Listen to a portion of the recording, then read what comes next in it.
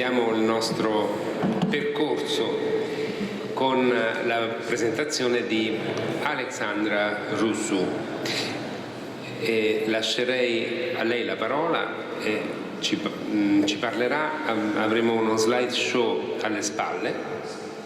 Ok. E quindi lascio la parola ad Alexandra Rusu. Thank you, Professor Petricone.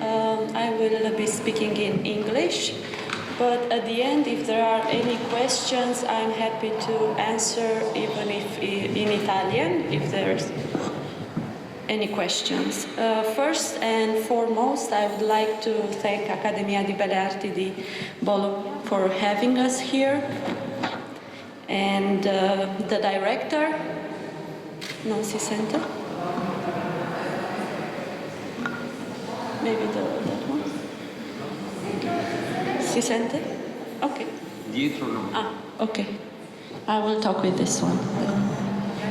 So I would like to thank Accademia di Belle Arti di Bologna for having us here, the director, also Professoressa Bentini for inviting us, and Professor Petricone, Professoressa Piergarini for organizing this event, for all their effort, and for helping us, all the academies, with the artistic research and with this beautiful collaboration.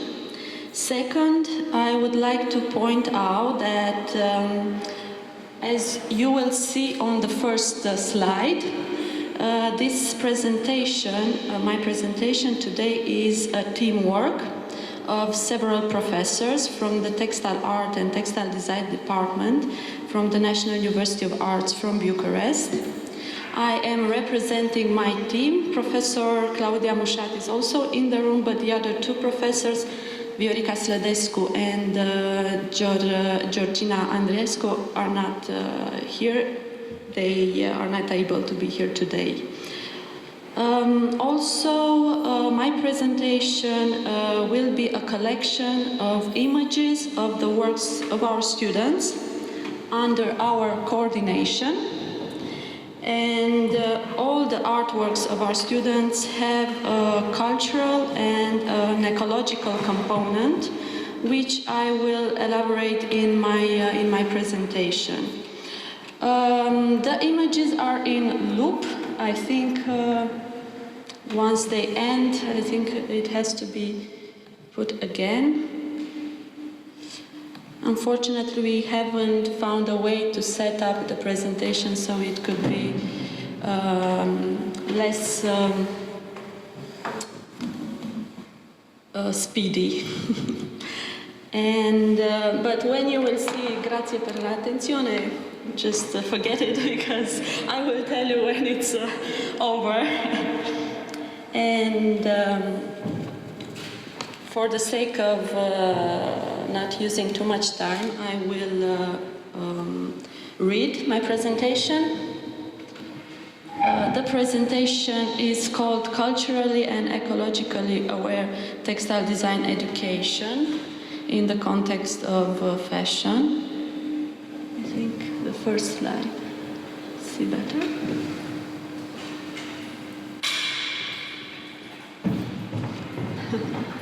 So, sustainable textile design in the context of contemporary fashion. If you can set up the slides to go not so fast and go in loop.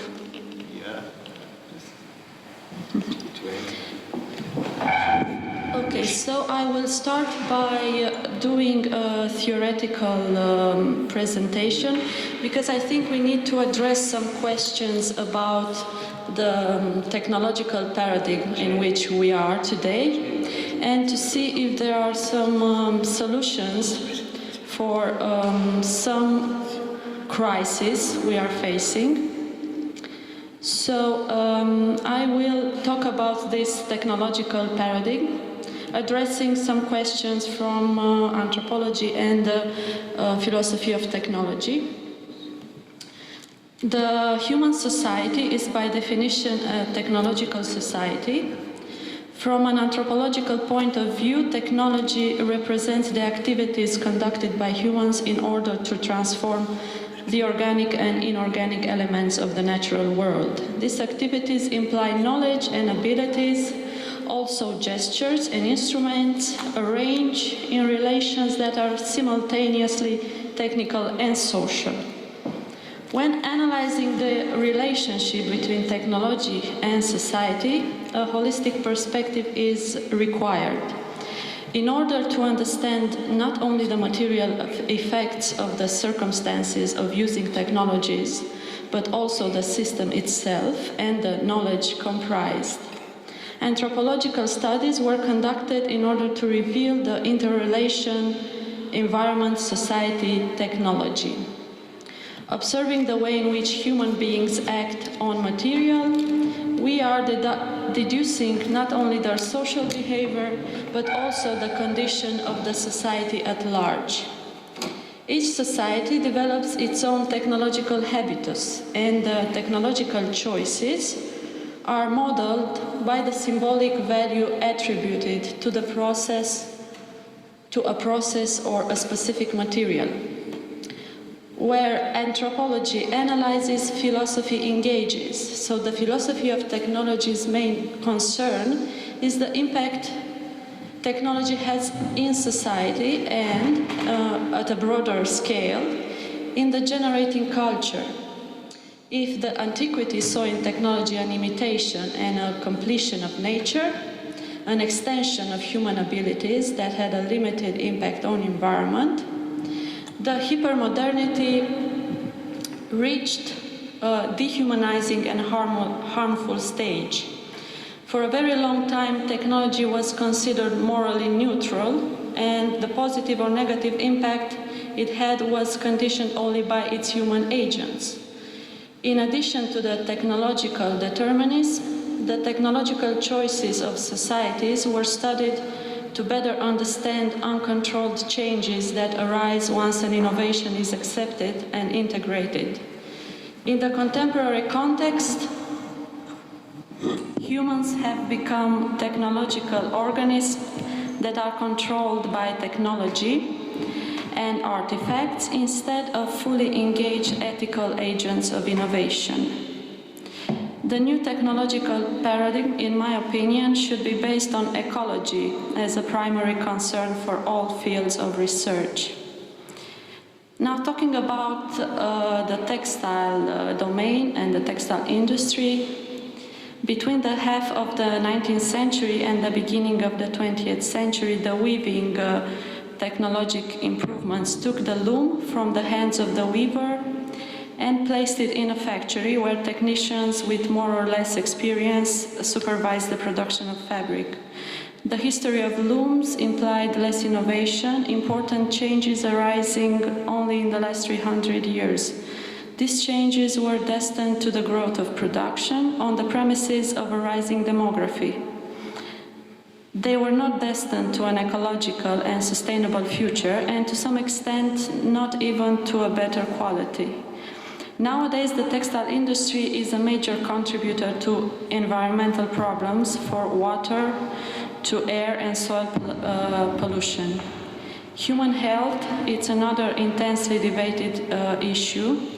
The toxic substances used throughout the production processes generating various types of cancers and other health issues. Although big clothing companies have developed sustainability strategies and ecological international standards for the industry have been created, uncontrolled outsourcing, doubled by a greenwashing commercial image, only worsens the situation.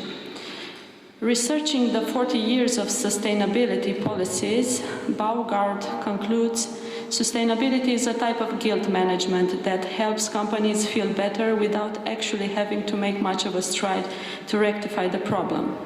His solution was cradle-to-cradle theory that offers companies the alternative to design products to have another cycle or nutrient function after their use.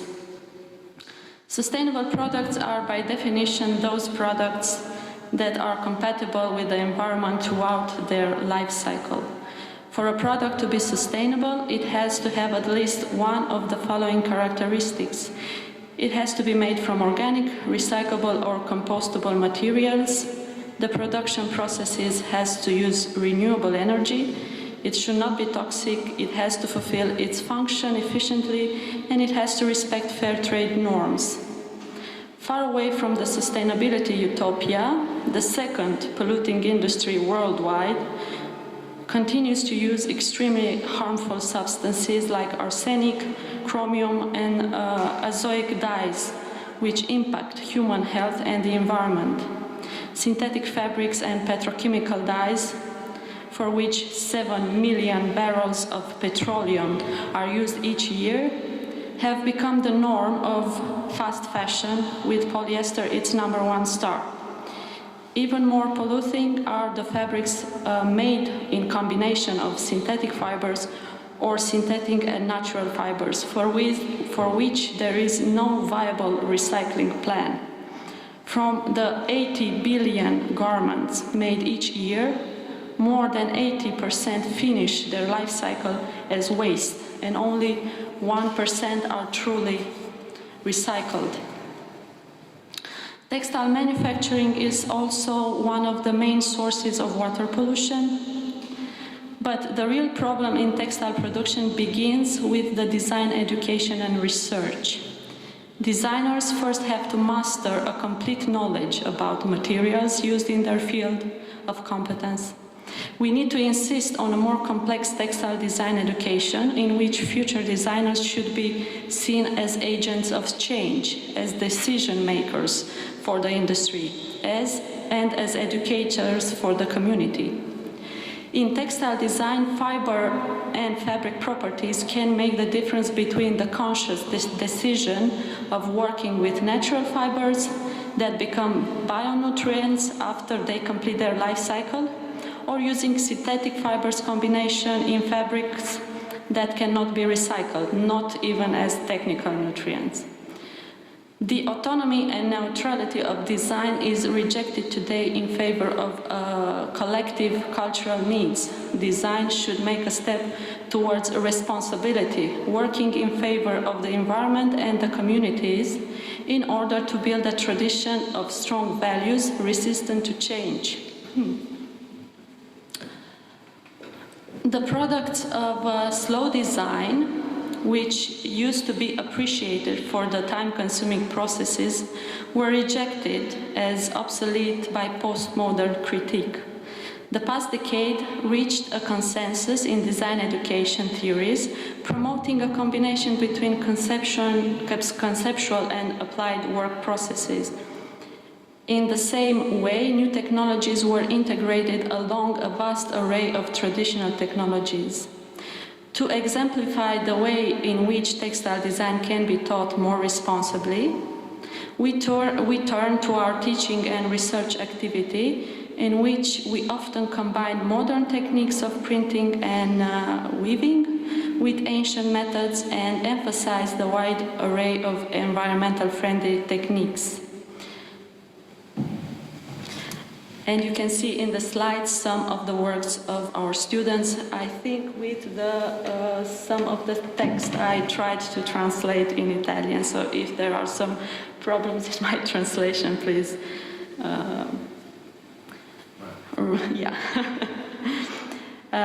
The Textile Art and Textile Design Department from the National University of Arts, Bucarest, from which I'm coming from, has a well-established tradition of over 50 years in the Romanian educational system.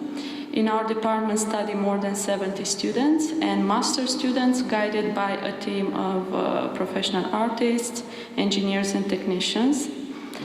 Our professors aim to build an artistic environment where students gain knowledge of fiber arts and textile design, applied both in interior decoration and in fashion design.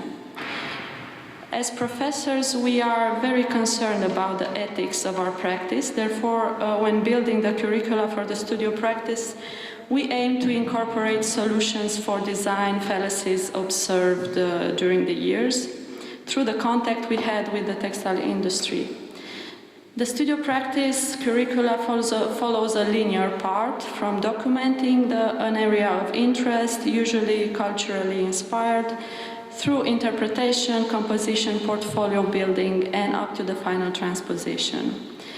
From the very beginning of the project and all the way to the final stages, we are stressing the technological methods. Students are presented the standard solutions and are asked to develop their own technological strategies according to the ecological and cultural implications. For the transposition practice, the Textile Art and Textile Design department offers a wide array of traditional technologies for the printing and the weaving labs, mostly manual technologies that require less energy and mechanized options. For the weaving lab, we have perfected the busless and outless technologies. All the stages of the technological process are made in situ, from the preparatory work until the final product. According to the project, the dyeing of the material is done using natural dyes or chemical dyes. When we consider chemical dyes, all measures are being taken to minimize the environmental impact, mostly through waste management and rational use of dyes. Wastewater is constantly reused for dyeing experiments in order to overcome the unnecessary loss of dyeing substances. In the first year of study, the students acquire the technological knowledge necessary to become independent users. At this stage, the theoretical studio courses are defining decorative composition methods and rules. During the second year, while reaching a higher level of technological knowledge, the students begin to experiment with alternative technologies and materials, all inspired by the traditional solution tested throughout the ages. The second year projects are centered on cultural awareness, the first semester being dedicated to the national context, while the second semester reaches a broader international perspective.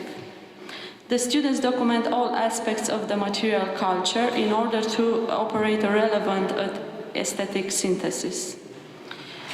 In the third year, while being focused on the diploma work and the outcomes of 6 semesters of intense study and practice, students also experiment with personal ideas guided to eco-design patterns such as the 4R rule: reduction, reuse, recycle, recover.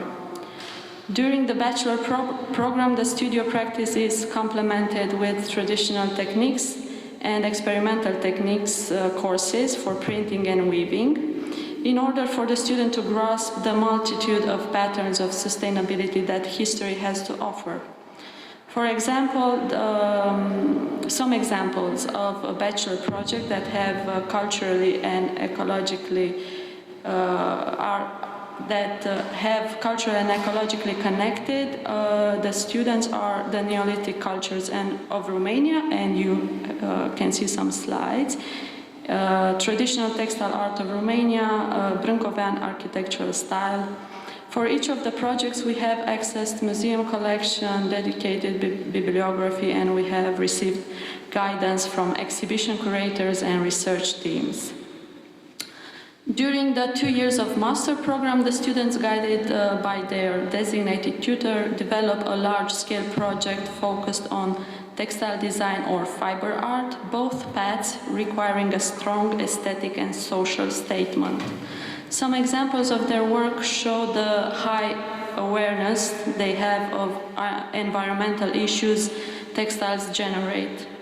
In some projects, the interior textile design is remodeled on the necessities of the 21st consumer using manual woven fabrics and natural dyes, while in others, nature itself is transformed in fiber art.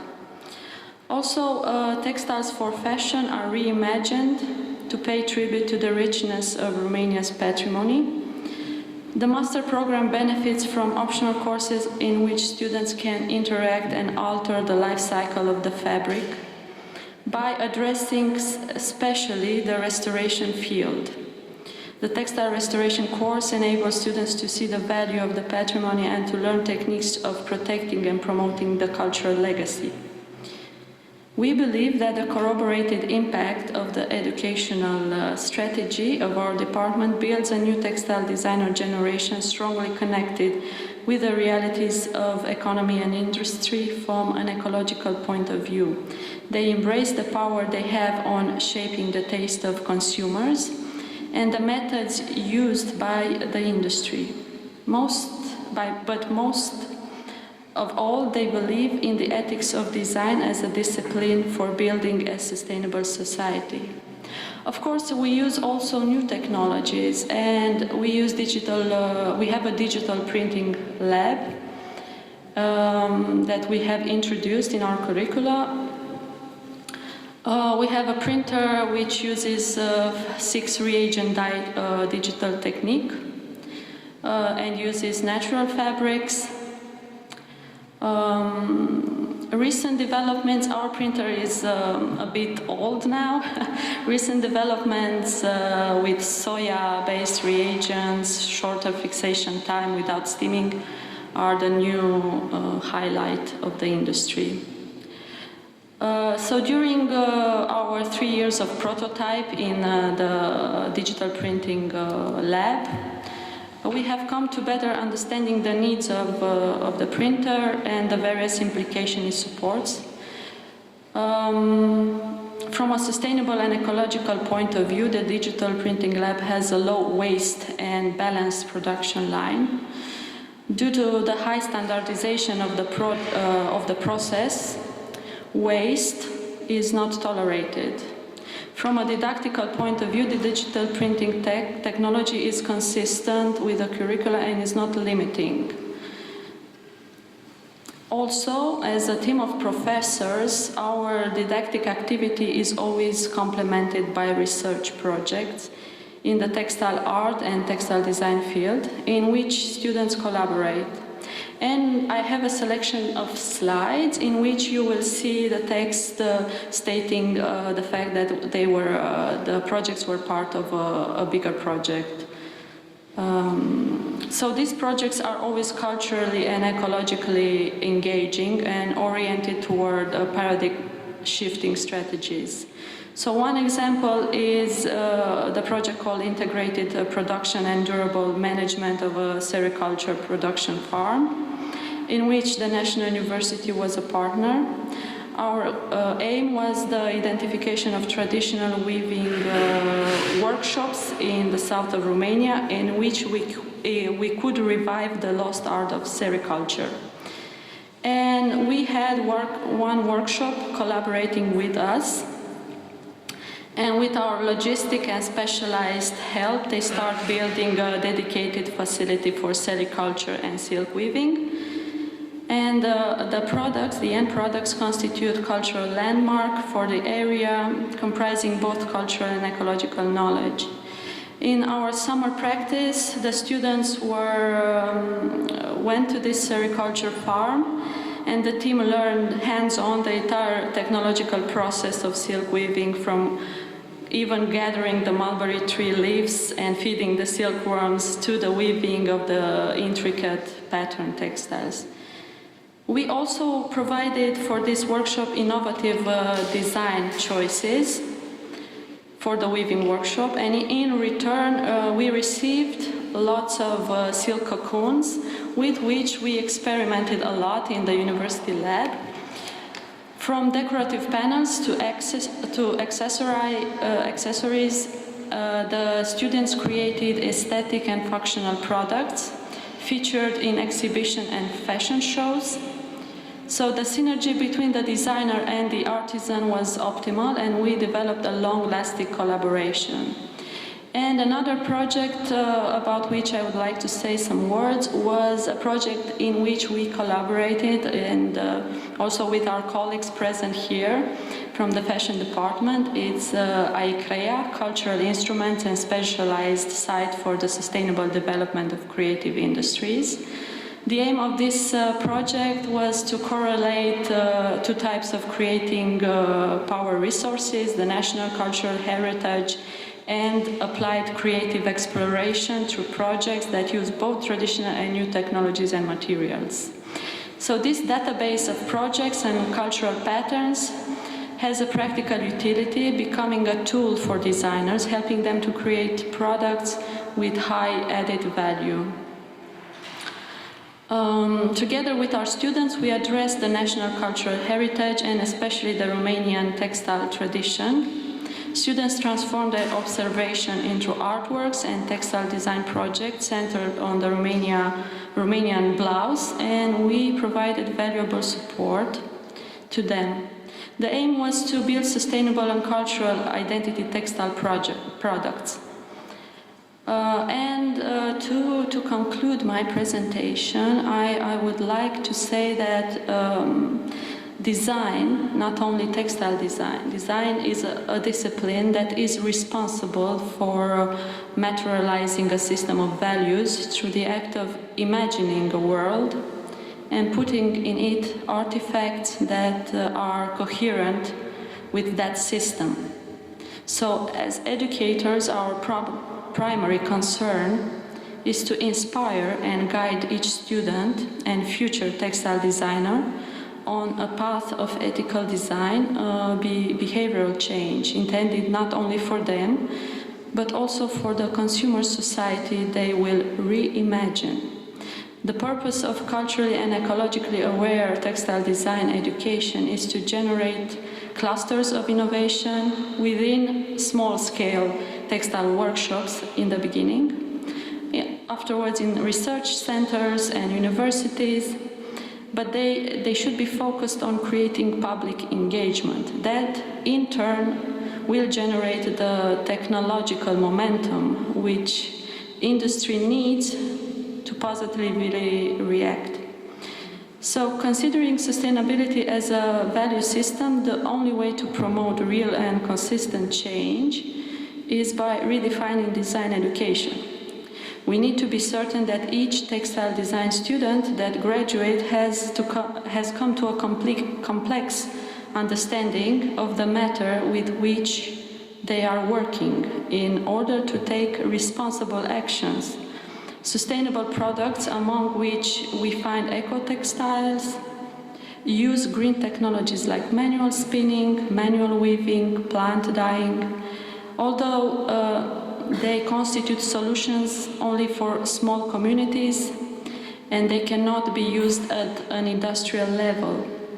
The textile industry, if it's guided by design activists, should create customized programs for dealing with the life cycle of the products.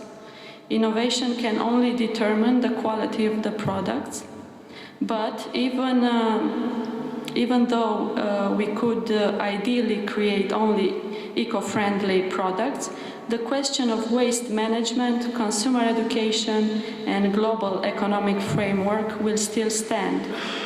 So for us as a department, textile art and textile design department, we consider, for example, a full year program centered only on ecological textiles that could be extended to let's say a master program in sustainable textile design.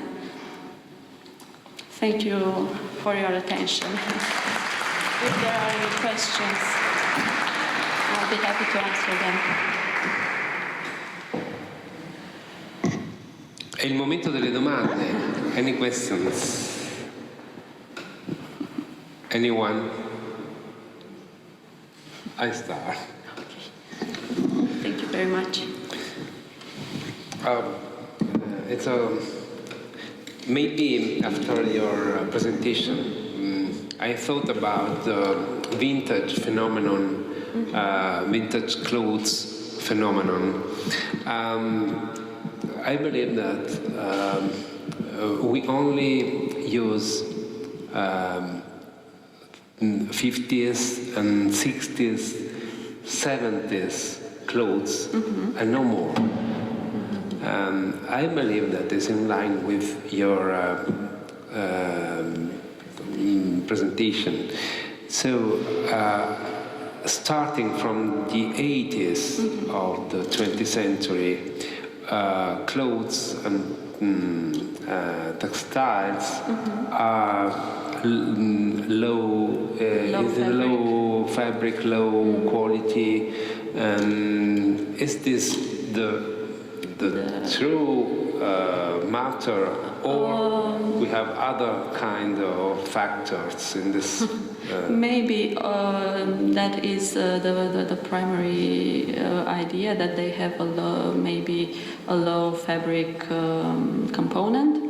But I think consumers are not very aware of the possibilities when we talk about the recycling of fashion. I think my colleagues from the fashion department can tell you more. But we, in the context of Accademia, we use a lot of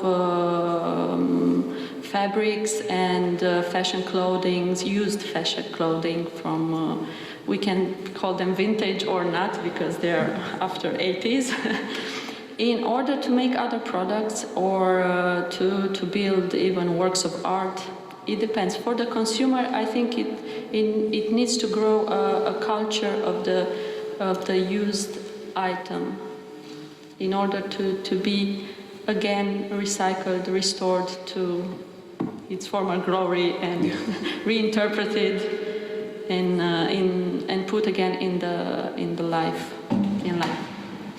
Thanks. Thank you. È una curiosità, le tendenze di tessuti in Romania in confronto all'Italia. Le tendenze. Lo dico in inglese.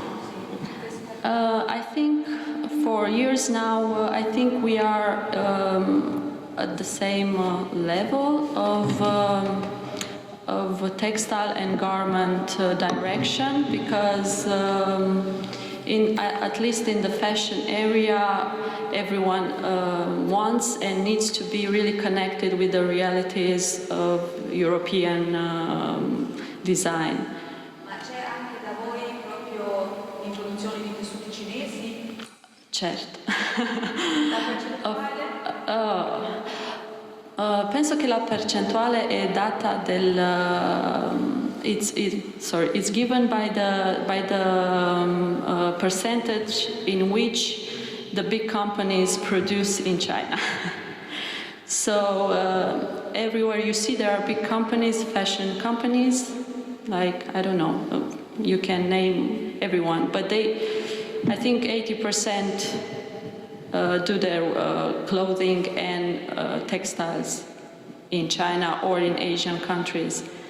So, yeah. Non c'è allora un'industria tessile proprio in Romania? We had a really strong textile industry before the fall of the communist regime.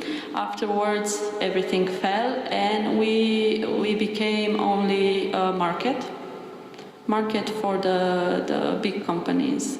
So yes, unfortunately, we don't have.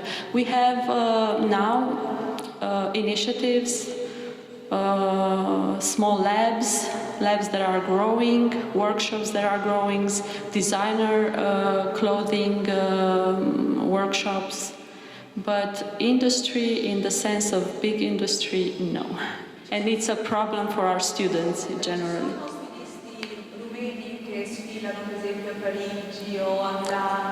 Certo, and our colleagues that will follow with their presentation will tell you more. We in our university tend to have this distinction between the departments, the textile department and the fashion department, because they are really big areas of information. So we are dealing with manufacturing and building design for the textile itself, and they for creating the fashion garment. We have collaboration always, but we tend to have two distant departments. Of course, we have fashion designers in sfilate in Paris and all over the world. Thank you. Any other? No, è meglio che smetto perché poi se comincio. I asked. Yes. I have a question when it comes to innovation. I think what something very important you said, that the innovation is reintroduced.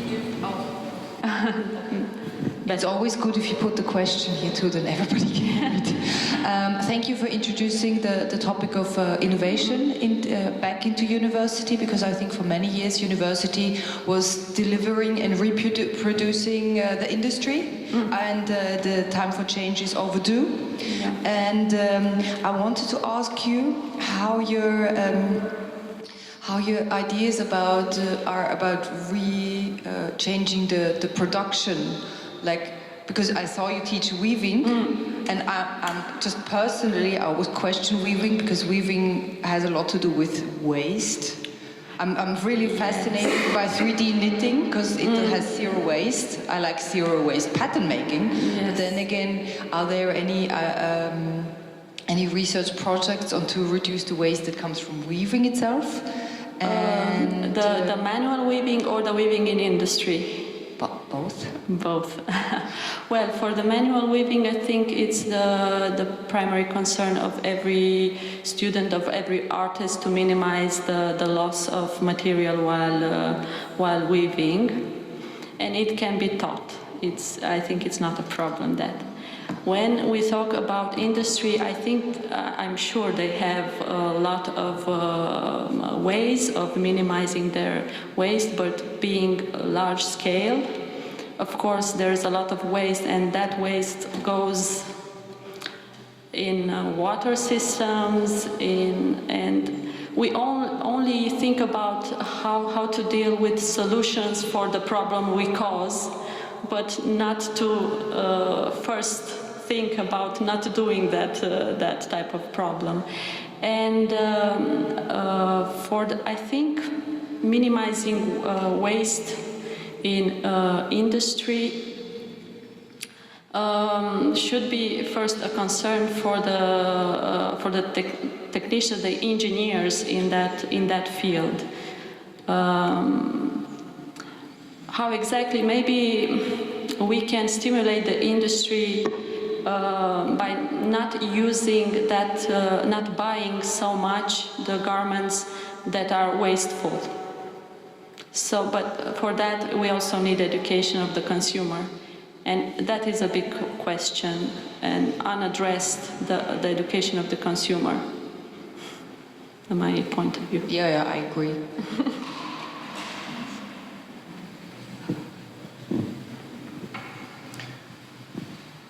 Se non ci sono altre domande, ringraziamo Alexandra Rusu. Grazie.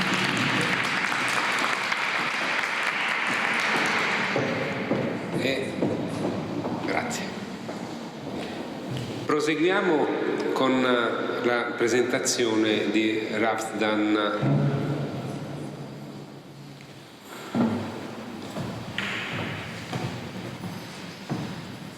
Thank you, Professor Petricone, and everybody, all the staff that invited us here.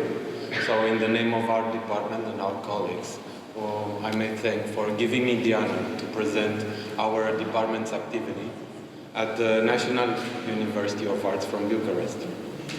So, I will read my text, my presentation sitting, not to interfere with these beautiful movies.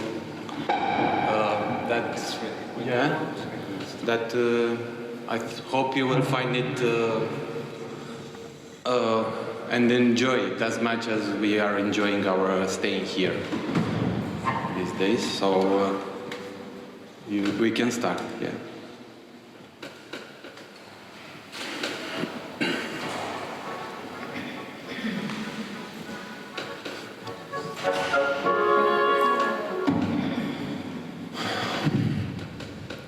In our department, there is an interest for all forms of artistic expression in the field of fashion, costume creation, and unconventional experiments related to garments. I want to present to you the activity of our department over the last few years, different topics and approaches by which we try to train our students for their future jobs.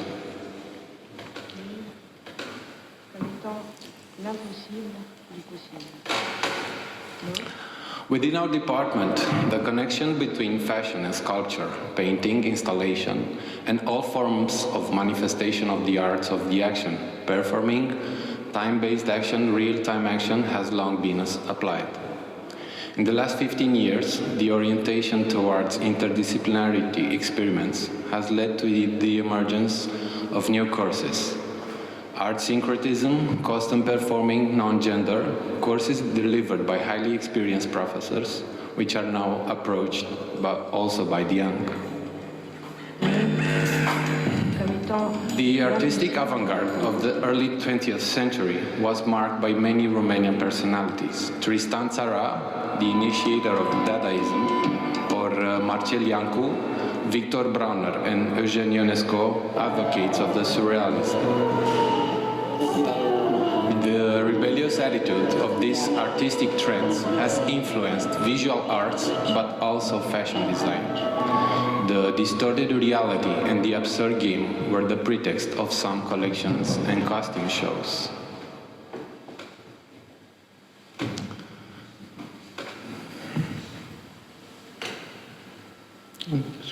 Follows. The next one follows. It's 2019. The silhouette is present in conceiving of any project related to the costume. The obsession of changing it becomes more obvious from one season to another. As a consequence, I propose the exercises that provoke the re-evaluation of those details that contain hidden meanings. The interpretation of some concrete landmarks, it's easier, I think, and at the same time, natural to be expanded in the prospect of creating a fashion collection. In the program Shadow Garments, I elaborated for the first and second years of study. I insist in choosing a subject as a pretext as close as possible to the student's personality.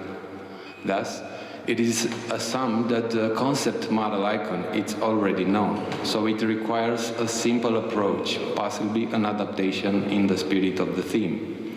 It leaves more time and space for the development and interpretation aspects. Although the palette of examples with positive characteristics is really impressive in movies, literatures, and so on, I found as the course matured that more and more experimental, controversial, and evil characters have enriched the portfolio. Personally, I have simulated this direction to negative characters as a plus of the course, and why not, as a new opportunity to update my general culture with new views. The student's affective memory is important when starting the project. The reference bidimensional projection can have the origin in art history, costume history, recent fashion collection, or a simple family photography. The research and the choice of images has a modus operandi, the synthetism and the blurred perspective, with eyes slightly open. It is advisable that the selection of a hypothesis, the entire figure, as edifying as possible in terms of details. The maker has to be able to decode it instantly. Next, based on the shadow garments, it is decided a type of vestimentary object that could correspond in an imaginary projection. The most consistent part from the perspective of revealing the personality is that the shading of the inspirational character. This becomes the silhouette. Its limits shows the immediate aspirations and desires of the maker. It aims to outline a unique concrete image based on the trends of the emerging fashion. To enhance the surprise of the final revealing of the projection, I recommend a different interpretation of the main features. I also encourage an exposure of the theme in a way that is characteristic for the student's personality and aspiration. It can be comical, spectacular, minimalist, based on styling, or based on the optical illusion. The increase of the value of the project can be achieved by transforming the object into garments with innovative shapes, proposing new types of silhouettes. It is no longer a secret that the basic idea of deconstructivism have shaken the nature of fashion designers, making functionality a whim.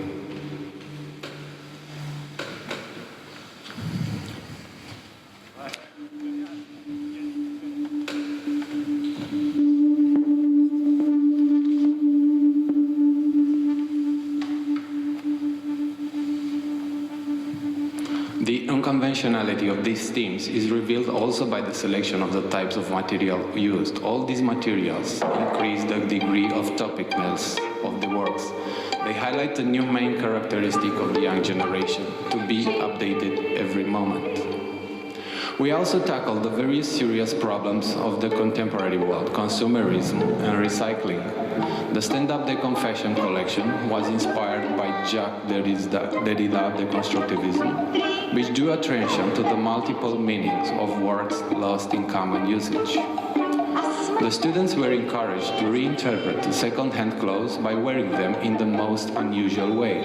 They wore pants as dresses or jackets as pants.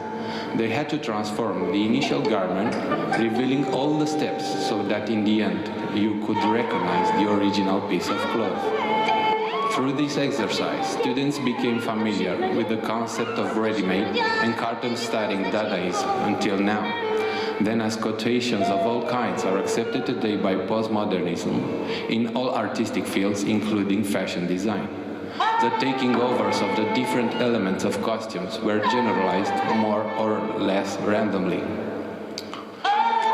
The surprise of the outfits presented in the event was assured by the creativity of the changes undergone by the second-hand clothes and by the funny composition of the garments.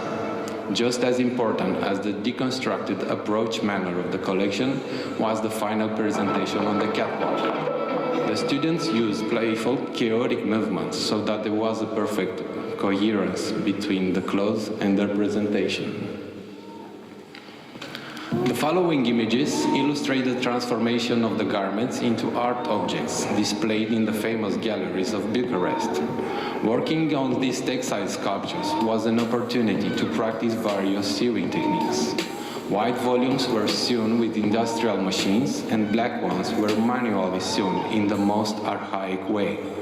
These abstract objects were designed, realized, and then displayed in a complementary dialogue. In the end, it highlights the expressiveness of each approach. Part of this object's costume also appeared in a student presentation in the opening of Galateca Gallery. In the exhibition hall, we emphasized the artistic qualities of the abstract objects shown hanging from the ceiling, like the volumes with the geometric surfaces. In the photo shooting, organized by the students, one can see the qualities of the garments obtained by dressing the sculptures. Fashion powers transfiguration, and it's best illustrated by the atmosphere themes, where the garment becomes a stage costume. The fantastic creatures were the pretext of some customary experiments made with unconventional materials. The approach of young people to the world of stories and dream characters has been speculated by themes with angels and fairies. In order to make these costumes, various types of paper were preferred. Their rigid materiality retained their initial shape, and through their transparency, leaving the light to suggest the immaterialities of unreal characters. All properties of the non-woven paper have ensured the creation of poetic images that convey transcendent qualities of angels. At the same time, the non-woven, cheaper paper allowed the students freedom to manifest themselves without worrying that it could ruin expensive material. The large oversized shirts were made overlapping several layers of material so that the different degrees of transparency of the suits were obtained. The white robes of the angels took various shapes of wings and were adorned with garlands of feathers. Beyond costumes, of overwhelming importance was the casting, organized to choose the perfect figures similar to those of the angels painted in Renaissance. The students who wore the costumes were selected for their candor of expression. They composed scenes adopting attitudes inspired by the Baroque art and video installations signed by contemporary Belle Viola. In front of the cameras, they posed with wide gestures of worship or in graceful attitude. For the smooth effect, the images were blurred by overlapping frames with fluffy clouds. Finally, last Christmas, the angel costumes were displayed in a church in Turin. There, the priest's wife, a former university colleague, was happy to arrange and decorate them with olive leaves.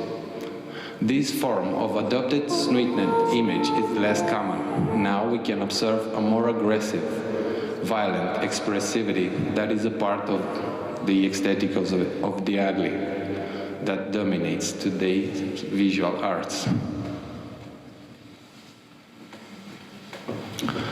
Vestimentum is another example of interdisciplinary artistic experiment. For the first-year students, the theme of this collection aimed to make young people discover the essential visual elements that characterize the Romanian folk art.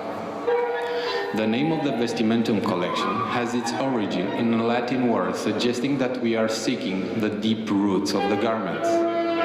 Students were encouraged to find their personal connections with the village world explored in their childhood or remember the most beloved characters found in folktales. In order to capture the Romanian spirit, we suggested that the students use diverse materials at hand. The dried flowers and plants, twine, sackcloth, and natural materials represented the elements from which we started to create the clothing collection. The candid presentation made references to children's game with symbols of purity characteristic for any beginnings. Rounding the circle, hiding the face in the palms, hiding one behind the other, rubbing hands, mimicking flight, playing with bare feet, can be interpreted in countless ways, from the most innocent children's game and up to the mysterious initiating gesture of an ancient culture.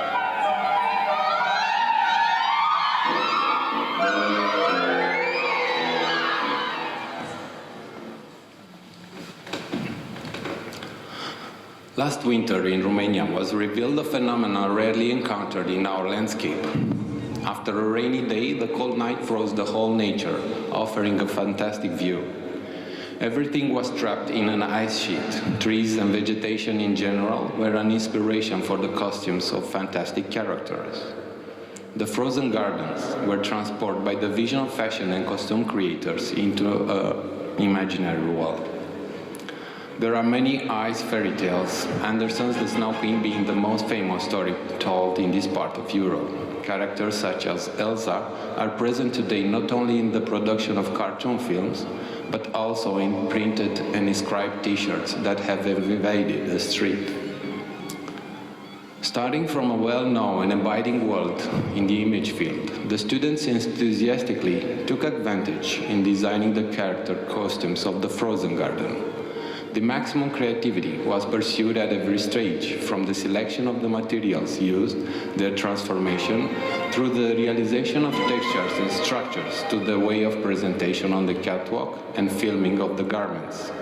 The unconventional materials, the transparent plastics, were the starting point. Most of the time, they were ingeniously processed, so in the end, they were unrecognizable. The students' bodies appeared like Jesus trapped in an amber drum. With limited means of production, we improvised film studios and stage presentation moments alternating with short dance sequences. Through the editing technique, a winter fairy tale was obtained, where among the frozen trees, queens of the ice are visited by crows and other black birds. The forward and backward movements of a camera shot increased the fantastic and surreal effect on the staging. Within the department, one of the most appreciated short production film is Ultraviolet and Fawn. The artistic theme, initially started from op art, has grown and diversified by making references to other directions. One can easily feel both the influences of Neolithic ceramic statues from Cucuteni, but also the reverberations of the Moulin Rouge musical shows. Using different combination of white and black materials inserted on the ballet overalls, we created various costumes. By projecting them on a white or black background, they could reveal only certain parts of the body. For the photo shooting, both situations of backgrounds were experienced. However, for the film, it was preferred to plunge the characters into the mysterious darkness. In order to highlight the costumes, the ultraviolet light was used. This amplified the contrast of value and created an atmosphere that pushed the characters into a science fiction world. Through the students' movement, coordinated by a professional choreographer, we tried to emphasize the artistic qualities of ballet costumes. Human bodies, partially visible, partially invisible, made up compositions in motion. The film editing technique allowed the rearrangements of the characters in various dynamic compositions. The main concern of the film is to convey a consistent message regarding the artistic modalities in transposing some fundamental artistic concepts in costume design. This theme of reshaping the human body through the line, stripes or different thicknesses has become cyclical within the department. When I was a student, I shared such a theme with my colleagues. We drew black stripes with a brush on the white clothes, thus being closer to the spontaneous pictorial gesture. More than 20 years ago, we presented our costumes in a dance show organized at the prestigious art museum in Bucarest. Back then, the video recordings were a rarity in Romania. We only had a few pictures left. Today, the access to high technology allows us to keep our experiences, to analyze and update them more easily.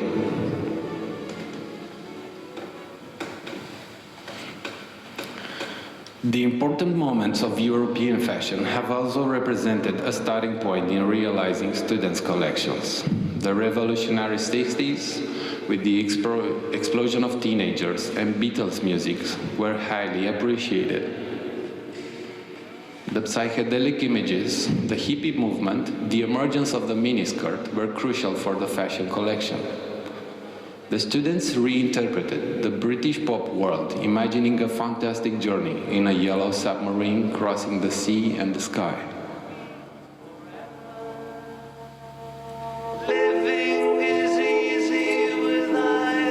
Through the film montage, we took part in a funny sequel of cartoon characters with an obvious anti-war message. Other fashion trends that followed left traces of the rigor of the geometric volumes or of the synthetic materials that the students used in their current collection.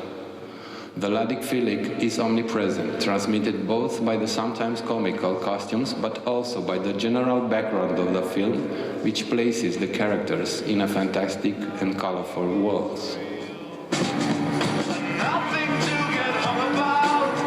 These elements were taken from Yellow Submarine cartoon produced in 1968 by George Dunning. The Beatles music was also kept as emblematic for the period that the students tried to reinterpret in this lively and vibrant collection.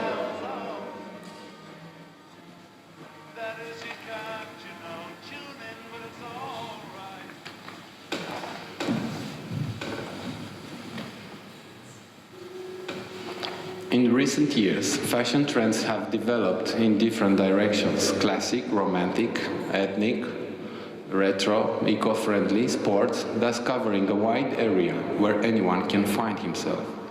The satrapal dictatorship of a single fashion direction has been replaced by numerous variants of inventive clothing creations to the most ordinary. For the artistic fashion education, the most interesting challenges are related to the transposition of the elements characteristic for the artistic language in clothes design. Thus, in the current collection, they are obviously clothes creations characterized by oversized volumetry, dynamic composition, or chromatic violence. Unlike any work of art, the clothing is worn by people. Most of the time, the human body requires to remain inside. In the students' collection, the exaggerated volumes of the clothes were compensated by the transparency of the materials that left the body inside, paradoxically strengthening its fragility. Chromatic violence was exemplified by acid collections with coats from Basquiat's work. The shocking image is made according to the same rules that apply to any contemporary visual artwork.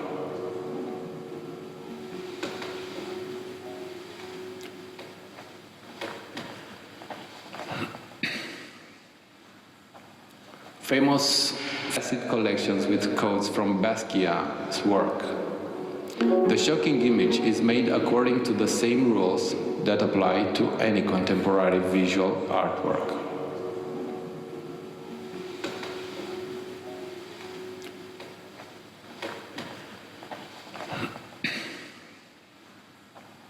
Famous acid collections with codes from Basquiat's work. The shocking image is made according to the same rules that apply to any contemporary visual artwork.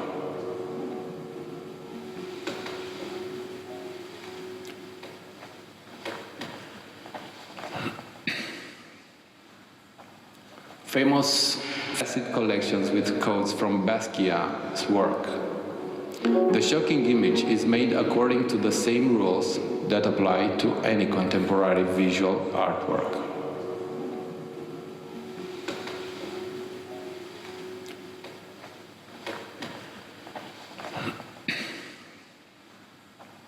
Famous acid collections with codes from Basquiat's work. The shocking image is made according to the same rules that apply to any contemporary visual artwork.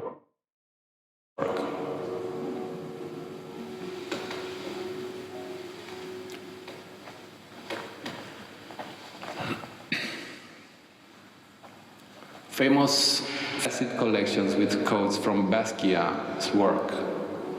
The shocking image is made according to the same rules that apply to any contemporary visual artwork.